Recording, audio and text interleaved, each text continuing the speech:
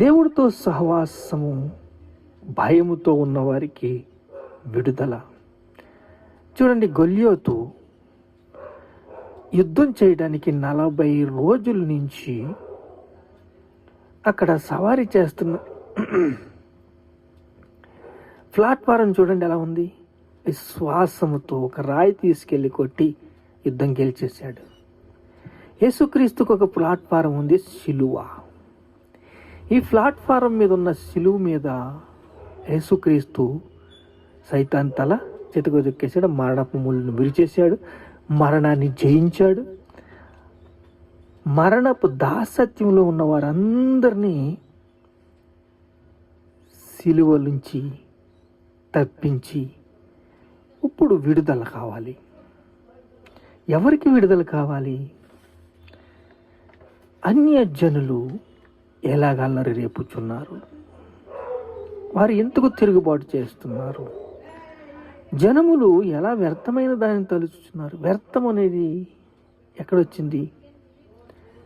సొలొమోను రాజు అంటాడు, వ్యర్థము వ్యర్థము వ్యర్థము, భూమి మీద ఉన్నదంతా వ్యర్థము, వచ్చిందే మళ్ళీ వచ్చింది, రేపే మళ్ళీ వస్తుంది, రేపు చేసిందే మళ్ళీ చేయాలి, ఎల్లుండి చేసిందే మళ్ళీ చేయాలి, ఏంటిది వ్యర్థము వ్యర్థము వ్యర్థము అని తను చేసి అనుభవించే అనుభవంలోని పాపము చేయవాడు పాపానికి దాసుడు. యేసుక్రీస్తు 8వ అధ్యాయంలో యోహాను సువార్తలో చెప్తారు, పాపము చెయ్యవాడు పాపానికి దాసుడైనప్పుడు తన దాసత్వము నుంచి విడుదల ఎలా పొందుతారు? ఇప్పుడు సొలొమోను రాజు పాపానికి బందీ అయిపోయాడు, తన నిబంధనలన్నీ కూడా వ్యర్థమైపోయి.